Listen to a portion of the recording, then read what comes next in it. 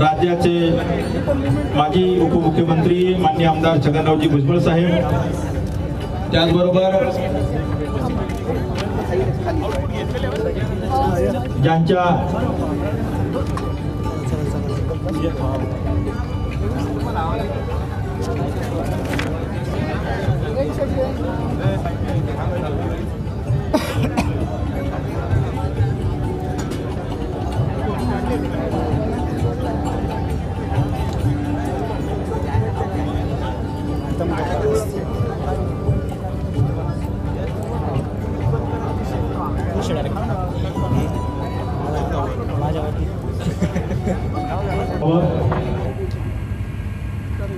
तर ह्या सगळ्या वंजारी समाजाच्या जमिनी, सिन्नरची असो नाही तर नाशिकची असो,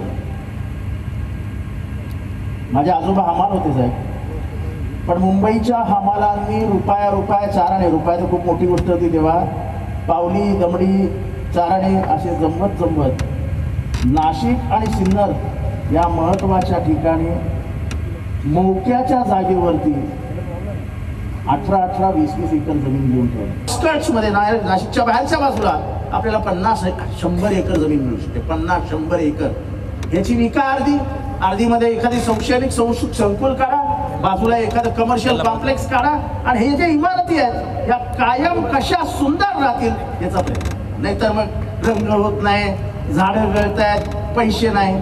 हा हे जे मी बोलतोय 100% मी सांगतो की पवार साहेबांचं आणि भुजबळ साहेब यांचं याला अनुमोदन असेल. कारण का संस्था जर जिवंत ठेवायची असेल तर त्याला आर्थिक आधार देणारी एखादी गोष्ट तरी समाजाने विचार केला पाहिजे. आणि मी जाहीर भाषणात बोलतोय, मी मागणं वगैरे मला काय VN नाईकचं अध्यक्ष व्हायचं नाही, काळजी करू नका, मला काय डायरेक्टर व्हायचं नाही. मला आव्हाडे सांगळे सगळे वंजारी आपले भाऊ आहेत. ताराडे साहेब, नरेंद्र पण माझा भाऊच आहे. आपने में तुझा भाव नहीं चलता है, अपना सब भाई है. त्यामुळे वंजारी म्हटला की तो भाऊ भुजबळ साहेबांचा, आपला मुंडे साहेबांचं गणित आहे ते. म्हणजे साहेब ठाण्यामध्ये 5 पोलीस स्टेशन, त्यांच्याकडे म्हणजे 5 पोलीस स्टेशनला 5 Vanjari. Lamington police station Vanjari, Crawford market police station Vanjari. म्हणजे जिथे जिथे चांगले पोलीस स्टेशन त्या सगळीकडे वंजारी आणून बसवायचे. तेव्हा हे प्रेम कायम राहू द्या. जी प्रगती करायची आपल्याला ती प्रगती एकत्रितपणाने करूया. आज हा दुग्ध शर्करा योग आहे की विकासाचा ध्यास घेतलेली 2 माणसं भुजबळ साहेब आणि पवार साहेब या कार्यक्रमाला एकत्र आहेत. पंकजाताई आपल्या बरोबर आहे. आपण सगळ्यांनी मिळून नाशिकची जागा असो नाही तर सिन्नरची जागा असो, या दोन्ही जागा विकसित होईल. वंजारी समाजाच्या येणाऱ्या नवीन पिढीला शैक्षणिक दृष्ट्या एक चांगलं संकुल देण्याचं स्वप्न बघूया आणि ते या दोघांच्या हाताने, विचाराने, साह्याने पूर्ण करूया. एवढंच या ठिकाणी बोलतो. वंजारी समाजाला परत एकदा आव्हान करतो की आपल्या शाळा, आपल्या जागा आपण राखून ठेवूया. ज्या आपले थोर मोठे लोक होते, जसे चिवडेवाले पाटील होते, ज्यांनी ही जागा आपल्याला दिली, ती दिली, त्याला पैसे कोणी दिले हा इतिहास कधीतरी समजून घ्या. सिन्नरची जागा आपल्या हमालांनी कशी घेतली तो इतिहास समजून घ्या. तो इतिहास ज्या दिवशी तुमच्या इथे येईल ना, तुम्ही सगळेजण एकत्र येऊन त्या जागेच्या विकासाचं स्वप्न बघाल, जे माझ्या आजोबांनी आणि तुमच्या सगळ्या हमाली करणाऱ्या आजोबांनी बघितलं होतं. त्या आजोबांना श्रद्धांजली अर्पण करून परत एकदा माझ्या माय भगिनींना नमस्कार करून रजा घेतो. जय हिंद, जय महाराष्ट्र, जय भीम. धन्यवाद आव्हाड साहेब. यानंतर आपल्या संस्थेचे अध्यक्ष माननीय कोंडाजी मामा आव्हाड यांना. मुंडे साहेबांविषयी बोलायचं झालं तर माझ्या अगोदर हेमंत आप्पांनी सांगितलं की साहेबांचा स्वभाव काय होता. साहेब तसे मुंडे साहेबांचे माझे खूप जवळचे संबंध, परंतु मुंडे साहेबांचा पक्ष हा भाजप आणि माझा पक्ष हा पहिल्यापासून राष्ट्रवादी. साहेब मला हसता हसता बोलायचे की मामा तुम्ही काय राष्ट्रवादी सोडत नाही, तुम्ही काही आमच्याकडे येत नाही, म्हणजे असं आमचं बोलणं व्हायचं. साहेब मला बोलले होते साहेब की मामा मला एक मुलगा नाशिकमध्ये द्यायची, तुम्ही एखादं स्थळ सुचवा. तर मला विचार पडला की एवढं मोठं स्थळ आपण कुठून शोधायचं. आणि साहेबांना कोणतंच स्थळ सुचवायचं. मी बरेच महिने विचार करत होतो, इकडे तिकडे शोधत होतो, पण मला काही योग्य स्थळ दिसत नव्हतं. नंतर असं लक्षात आलं की ती म्हणे भोंड्याखाली आरीन सांबार पोर मारी. तसं माझ्याच घरामध्ये, मी ज्या बिल्डिंग मध्ये राहतो, माझ्या वरती डॉक्टर खाडे राहतात आणि त्यांचा मुलगा गौरव हा त्यावेळेस अमेरिकेमध्ये MS करत होता. आणि मला जाणवलं की हा नवरदेव साहेबांना सुचवायला हरकत नाही. माझी हिंमत झाली नाही, डायरेक्ट साहेबांना. मुंडे साहेबांविषयी पण बोलतात आणि राजकारणातील चांगल्या आदर्शांविषयी पण बोलतात आणि ते स्वतःही पाळतात.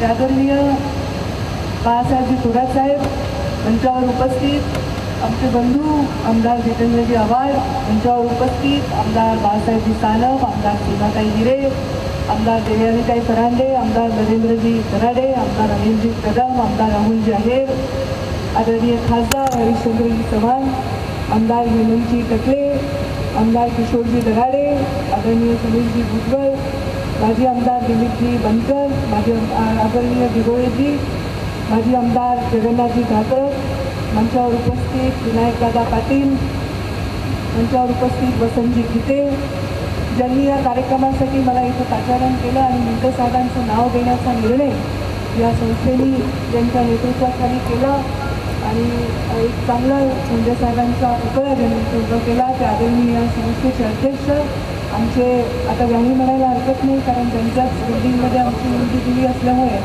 आमचे आदरणीय कोंडाजी मामा यांच्यावर उपस्थित या संस्थेचे सरचिटणीस ज्यांनी या कार्यक्रमामध्ये फार मोठं योगदान देऊन इथे हा कार्यक्रम आयोजित करण्यामध्ये मदत घेतली, आमचे हेमंतजी घागर, सर्व संचालक मंडळ, सर्व विश्वस्त, सर्व इथे उपस्थित माझ्यासमोरील बंधू भगिनी, पत्रकार बांधव.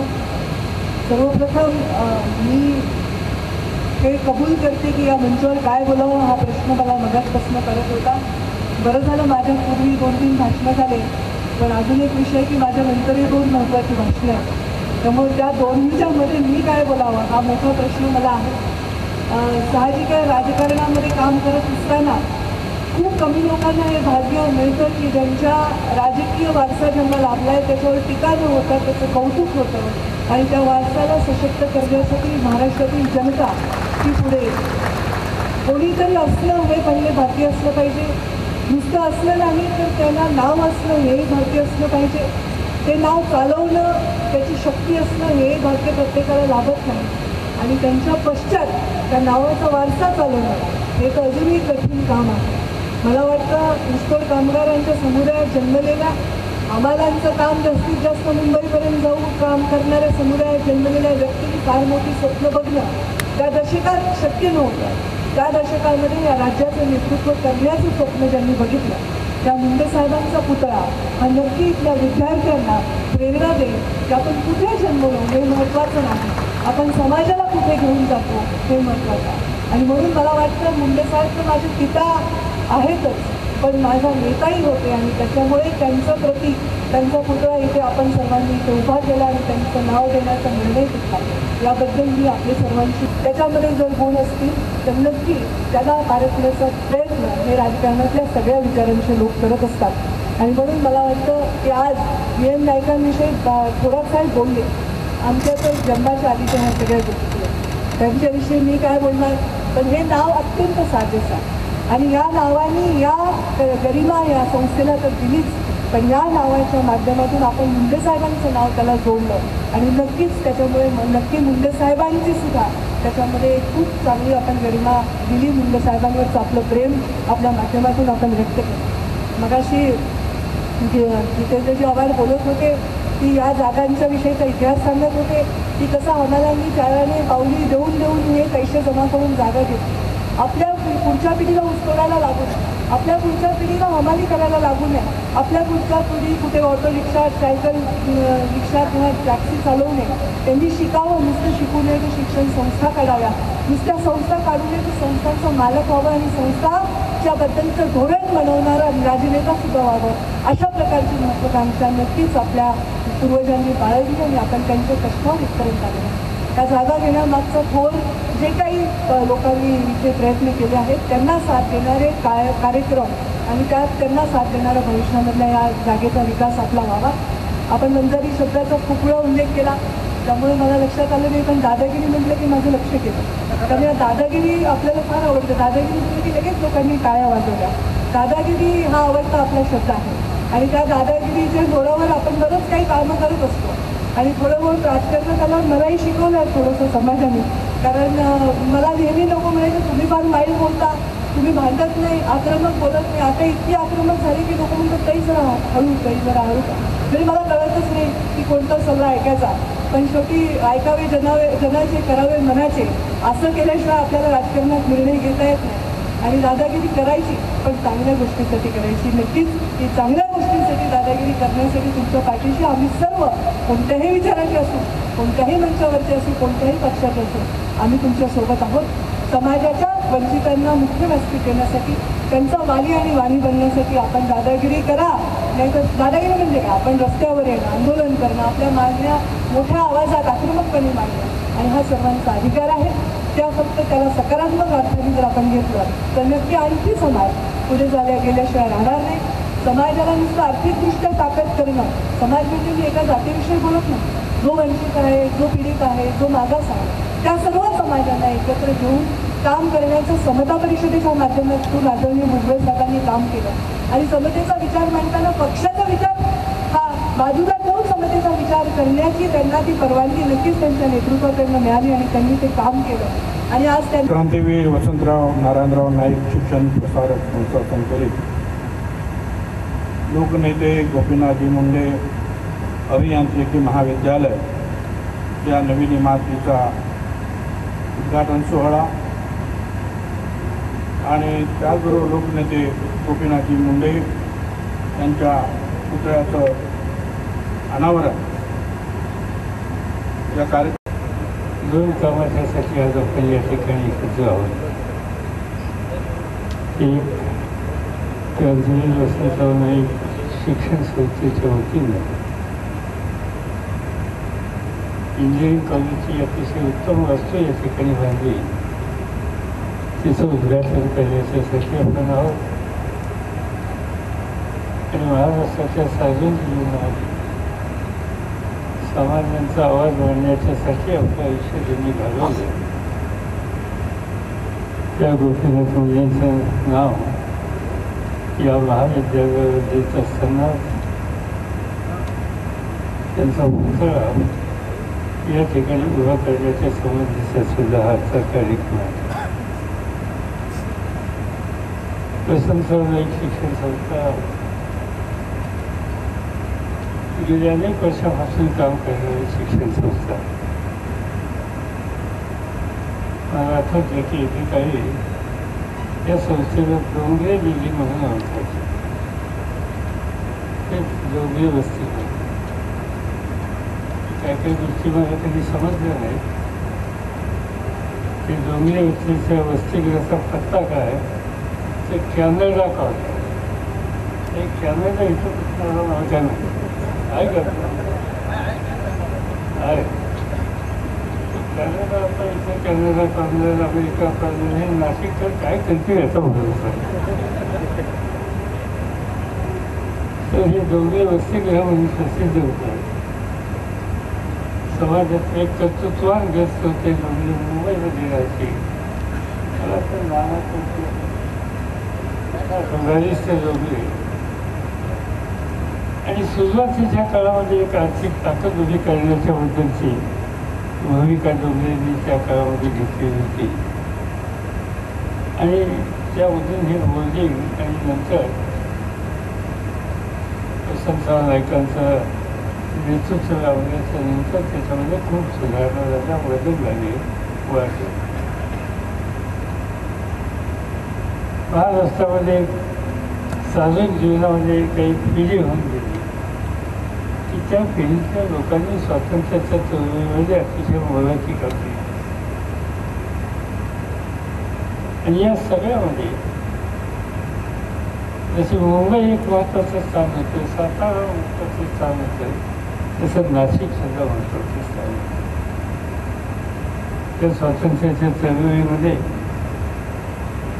या ठिकाणी बाबासाहेब विले असतील, दादासाहेब फडणवीस असतील, वसंतराव नाईक असतील, मिळकर असतील आणि नव्या पिढीचा वर्ग जो संकटात आहे त्यांचा आत्मविश्वास कसा वाढवायचा यासाठी हे नाव आणि हा पुतळा नव्या पिढीला प्रेरणा देईल त्याचा मला प्रयत्न करणार आहे. गोपीनाथ मुंडे आणि मी विधिमंडळात अनेक वर्ष वळवतो. आमचा संघर्षही होता. करायचा असेल तर संघर्ष मुक्त करणारे करायचं हे त्यांचं मुलीचं वाक्य होतं. आणि मी महाराष्ट्राचा अनेक वर्ष वेगवेगळ्या भागाचा अभ्यास केला आहे. महाराष्ट्रात काही भाग असेल की ज्या ठिकाणी त्या भागाचं वैशिष्ट्य, आता उदाहरणार्थ तुम्ही नागपूरच्या जवळ जो तिथला हा कुस्ती समाज आहे त्या समाजात काही ठिकाणी गेला तर लहान सहान गोष्टीवर टोकाचं भांडण करणारा त्यांचा हात होता. आणि कदाचित वरळी आणि त्या भागातून तेच गोष्टीचं काय मला माहिती नाही. संघर्ष जर करायची वेळ आहे तर संघर्ष करायचा, दोस्ती करायची नाही तर जीव द्यायचा पण दोस्ती सोडायची नाही. हे त्या सगळ्या परिसराचं वैशिष्ट्य होतं. आणि माझ्या मते गोपीनाथ मुंडे याच कॅटेगरीचे. त्यांचा माझा जन्म एका दिवशी 12 मी 40 त्याचा मला लक्षात नाही. 59 तुम्ही लक्षात घ्या की आमचं जुळलं किंवा संघर्ष झाला त्याचं कारण काय नक्षत्र एकच दिसतं 12 जोपर्यंत सरळ आहे तोपर्यंत 12 जोपर्यंत समोरचा सरळ नाही त्याचा 3 ते कशामध्ये काही कमतरता नाही. ही भूमिका त्यांनी जन्मावर घेतली आणि दोघांनी घेतली हे या ठिकाणी काही सांगतात. महाराष्ट्राच्या विधानसभेमध्ये विरोधी पक्ष नेत्याचं स्थान आणि प्रतीक्षा ही वाढवायची खबरदारी त्यांनी फार मोठ्या प्रमाणात घेतली. टीका टिप्पणी करायची